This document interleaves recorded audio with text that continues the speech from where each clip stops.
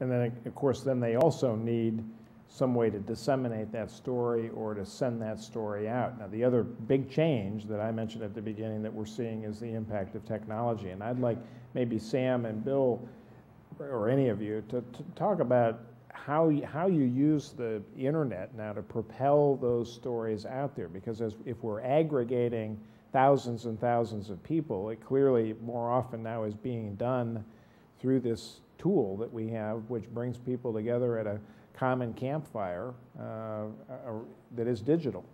But how are good path-breaking organizations using those tools? Sam, maybe we'll start with you on that.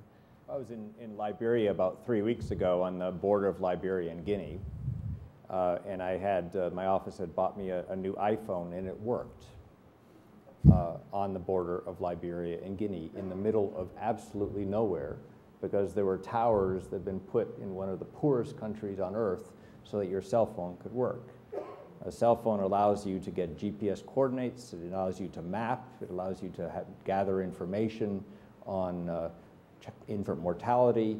We have, for the first time, an incredible tool that reaches out into the poorest parts of our planet. The other power of the internet is that it is through that medium that this movement that exists in the North is now linked with the programs and the projects that are happening throughout the world. And it enables what Bill is referring to as this matrix of different types of relationships to emerge. I think our challenge within this technology frame is that there is no rational framework put out as to how do we approach bettering the human condition. The world has set some goals as the Millennium Development Goals, and our country, unfortunately, has not embraced these goals, however imperfect they may be. But we do need some common framework behind this technology or beneath this technology to begin to align these different efforts in buckets or in broad areas of engagement. And the beauty, again, of the technology is it allows the individual to reach across these borders. When I was in Liberia, I was on Skype, and I talked to my home in Bethesda, and then my daughter, who was living in Peru, called, and we did a three-way Skype call from Bethesda to Liberia to Peru for nothing, to have a conversation on the impact of the food crisis on indigenous people in Bolivia. It was the project she was working on. This is transformative, but it is more transformative in the fact that this little village in Liberia, that the number of women in that community who had a cell phone, they could then participate in this linking of individuals. In my experience, it's been hard to find nonprofit organizations that invest in that kind of technology or invest in the communications function generally. In fact, if I had a criticism of this sector, it's that they habitually underinvest in that. Am I right about that? Are successful nonprofits moving into these new techniques using Facebook and Twitter and so on and so forth? Or? The answer is yes, in the sense that this is part of their survival, but there is behind this lack of investment is, and this gets to the heart of the relationship of philanthropy with the nonprofit community, is people want low overheads. They want delivery of service. You want something to happen with that on the ground. You'd rather see a well in Bangladesh than a Save the Children have the communications capacity that it needs to operate as a global nonprofit. And I think this recognition that philanthropy needs to take into account this matrix of relationships and the need for the civil society to have the tools to manage that matrix, because it will enable them to do a better job. And as a result of this push for a deliverable that is tangible and tied back to dollars with the lowest overhead, unfortunately, I think we do see a limited investment. Charity Navigator doesn't give you credit for those cell phones that you buy. It doesn't give credit, and I think the other reality is if you were in the business of helping in a disaster, your overhead should be 2 to 3%. If you're in complex relationships on the ground, it may be 30%. Which one's more effective? Neither. It is not an indicator of effective programs.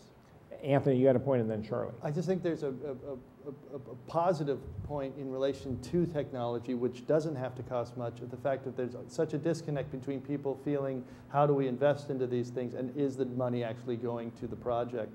And the ability now to upload information about the actual project happening and see it firsthand, I think is incredibly positive for, I mean, there's groups like Charity Water who are doing that very clearly through Google Maps, and you can actually see the well that you put $10 into being built. Because I feel as much as people need to be together, the actual groundwork, logistics, has to still be done by these individuals. And we can connect through the internet and through that network that way, which I find optimistically, so that the entrepreneurs that Bill's talking about are getting the support that they need to get those rats out there on the mines, because it is only with those individual ideas actuated. Like 2 different points on technology.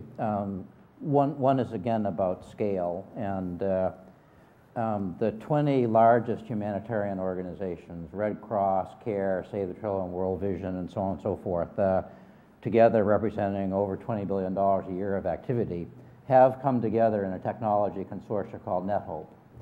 And we are operating off of the same platforms and methodologies and inputs and architecture and so on and so forth. And NetHope does the in-kind fundraising for the entire group. So Cisco and Microsoft, rather than getting hit day after day by yet another nonprofit wanting exactly the same thing, and they sit there and say, oh my God, they're all duplicating effort, and they're all coming to us asking us to spend another $5 million on their own unilateral effort. They just get one package. There's a lot more support, there's a lot more resource coming in, and there's a lot more technology being used. That's very interesting. Tell us more about that. Is that to make delivery of services on the ground more interoperable between the NGOs, or is it broader than that? Is it really giving It's resources? that, but it's also to just make it less expensive, because rather than having 10 organizations all wiring in Dushanbe, they can that can be done collectively. It is so that staff can go from one organization to the other and solve whatever problem is needed, and so on and so forth. So lots of reasons for it.